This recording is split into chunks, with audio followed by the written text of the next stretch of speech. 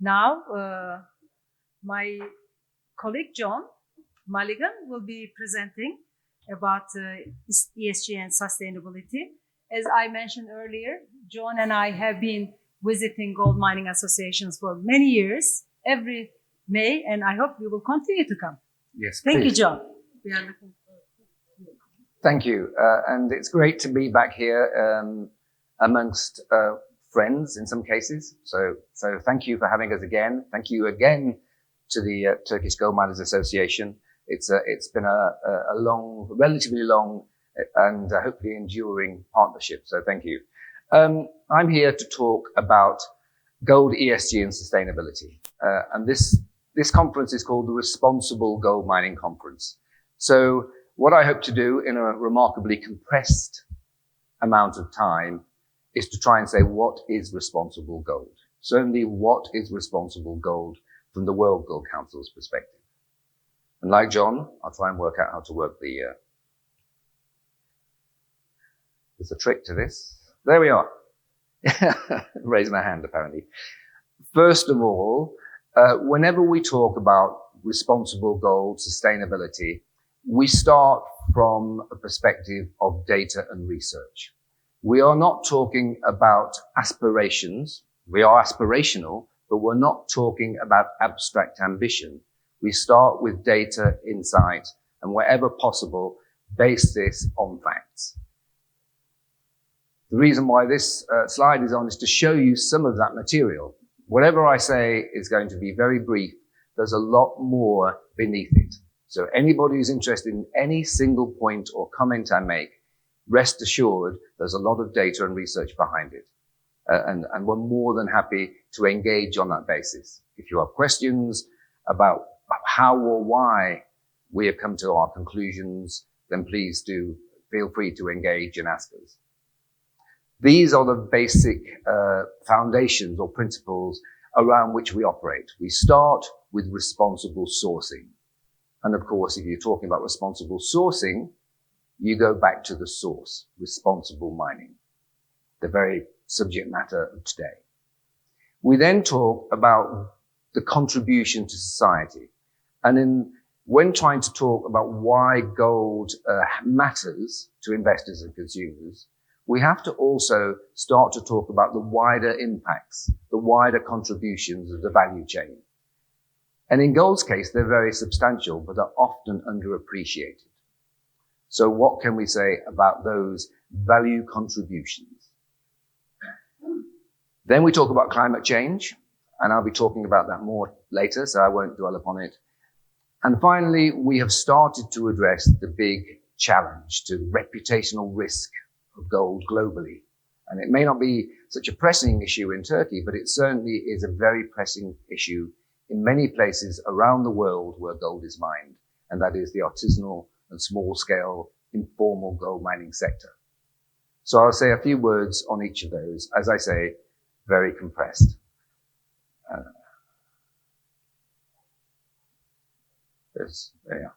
First of all, the foundation of responsible sourcing. What do we mean by responsible gold mining? Now, I, like John, have been in the market for a few decades. And for all that time at the World Gold Council, whenever we talked about mining or gold, we'd say we're talking about responsible gold. And we were fairly sure we knew what we were talking about. But increasingly, that isn't enough. You increasingly have to show, demonstrate, prove to investors, consumers, that we're talking about responsible sourcing and responsibly produced gold. It was mentioned this morning, and thank you for that mention, that to produce a demonstrable set, a framework, a set of principles, a framework, guidance for the whole industry, including our members, but actually the wider gold mining community, we established something called the Responsible Gold Mining Principles.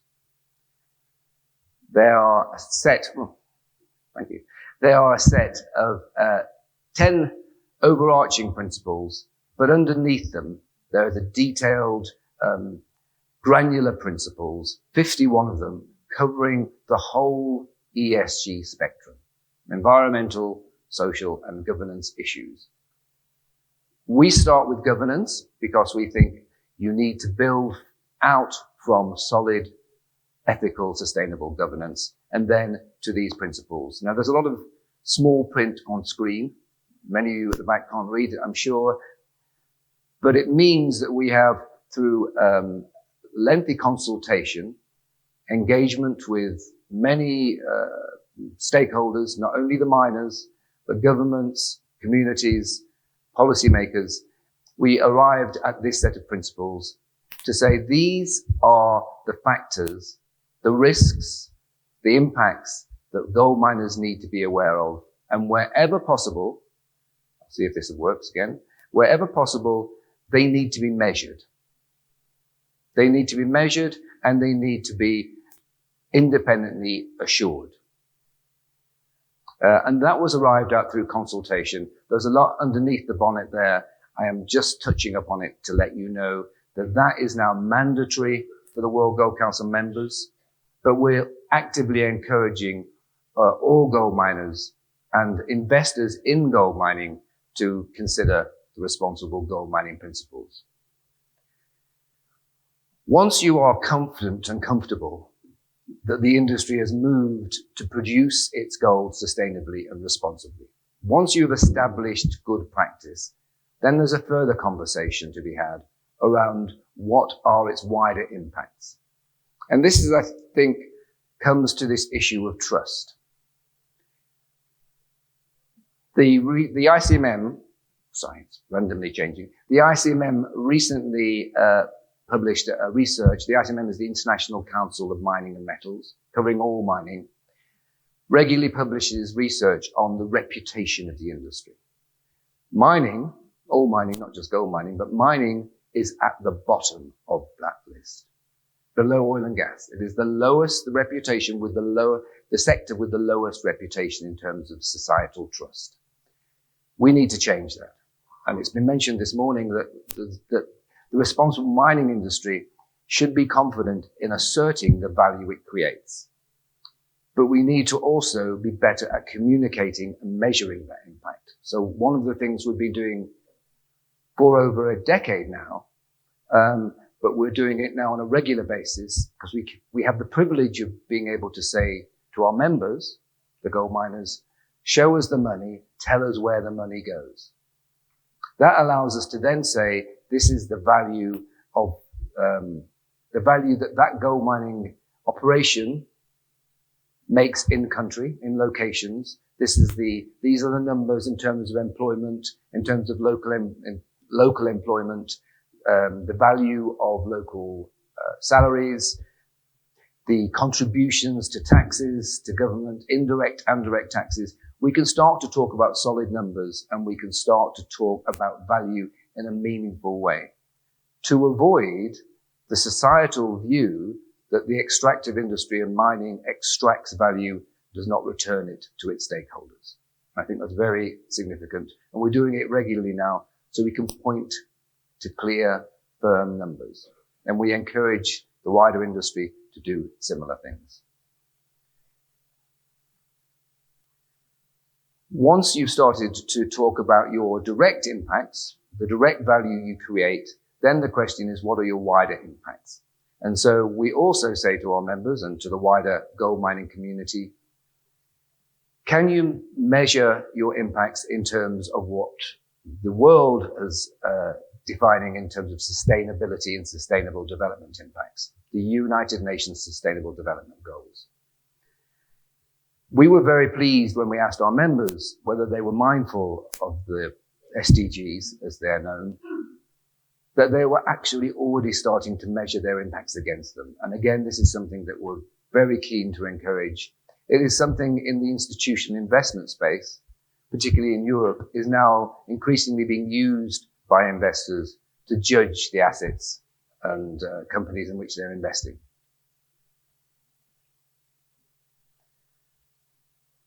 I'm moving quite fast, but I said I'd touch upon artisanal and small-scale gold mining because, as I say, this is the big reputational risk. This is has been for the gold mining sector globally the elephant in the room in terms of the negative perceptions and negative impacts of gold. And for many, many years, there was, frankly, a kind of firewall, a boundary where we said, this is responsible practice that we can influence, and this is practice we can't. But you've heard already from David, and I think you will probably hear more as we have conversations, that we're keen to start to engage in a more proactive, systemic way in terms of looking at artisanal gold mining and artisanal and small scale gold mining. Now, there's a lot of text on that screen, but all I'll summarize to say is the challenges are very significant. The impacts are significant because this is where the employment is in terms of how people perceive the global gold sector. Globally, it's between 15 and 20 million, we think. It's probably worth around 40 billion, that market. I say probably because there's very little data. This is an opaque market, often because a large part of it exists outside the rule of law, outside of regulations and formal practices. So we need to get to grips with that. It is also where the truly dangerous aspects of gold is the use of mercury, child labor, money laundering, etc. So we need to get to grips with that too. And I'm pleased to say that the World Gold Council now has a number of programs seeking to identify practical, scalable solutions in partnership with global organizations. And you don't need the slides really. And the key point there is to try and identify and support those positive development impacts, because they will have a major difference when you consider the scale of employment, 15 to 20 million people. To start to encourage and support governments being involved in encouraging the application of the rule of law. Very importantly, reducing the environmental impact.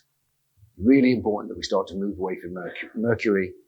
And generally to get the artisanal informal sector to move towards the sort of good practice that is already well established in the formal mining sector. What are we doing?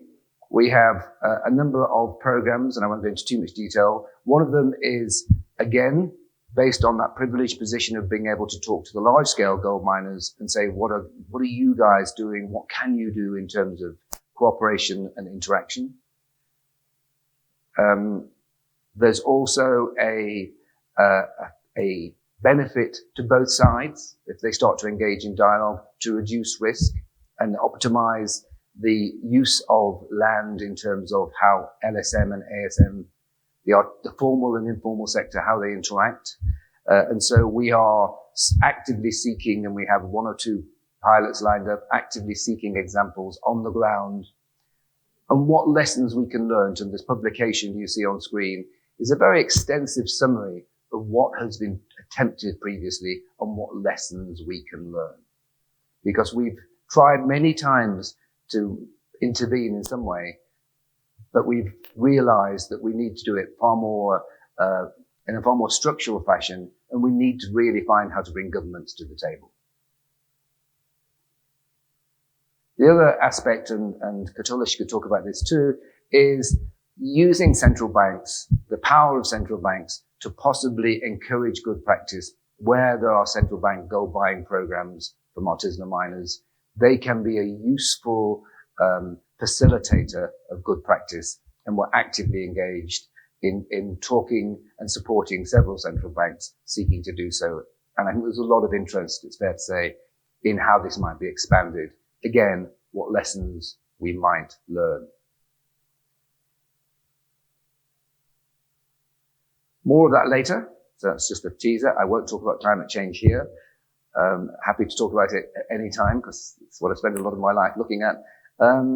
There is one aspect I wanted to touch upon, however, that David touched upon, and that is that we can't do this alone. We can't make these changes, and I mentioned it with ASM, but we can't make these changes on climate, on nature, on encouraging a sectoral change. We can't make it unless we start to collaborate in a more coherent way.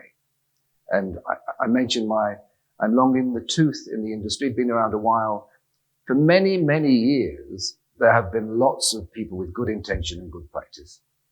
But it's been quite rare that they have got together to start to talk and talk in a coherent way, using the same language, talking about the same shared goals, the same shared objectives. Sorry. As I say, I'll skip through this. We can't do it alone. It is really important. We can't rely just on governments to make change. We have to basically get together and say, okay, how do we cohere? What do we do in terms of setting the foundations? And we've started to do so. David mentioned the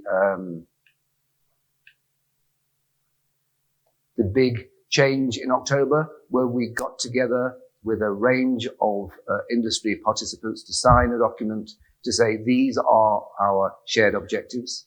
These are what we call the principles of sustainability and responsibility across the whole gold sector. I know you can't read that, so there's a simplified version if it will ever load. These are the 10 principles. These are the issues on what we are seeking to demonstrate progress on. Again, number one, responsible sourcing, the main issue of this conference, but all of the others are significant and important.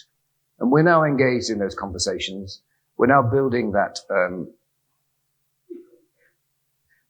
consensus and moving towards a meaningful dialogue in terms of how we advance the industry. I'm going to abandon this. Those are the signatories. 14 organizations. We have others. We have guests. It is an inclusive platform of engagement. We have had very useful participation from our friends from the Borsa. But as I say, this sets the foundation for how we start to talk in a more coherent way. And the final slide, I hope. I'm going to let you guys do it because it's failing for me. Thank you. Just says, what does this mean when people already often respond, but we have standards in place? We have lots, the industry is already doing a lot. What I would suggest has happened is we've implemented solutions before we've agreed the basis. So now we can start to look at those foundations again, start to look at that big picture aspiration and start to agree as we move from awareness, knowledge towards performance improvement, demonstrated progress. And I think it's, as I say, it's starting to happen. It's never really happened before in my experience of the gold industry, where we've got people from across the globe, China, the Middle East, London, etc., across all sectors, all of the major jewelry sectors, of jewelry associations of the world, the miners, the refiners. We're now in the same room talking the same language. And I think that's very, very significant. And that's what I think will allow us to start to talk about what is responsible gold in a meaningful way. So, thank you.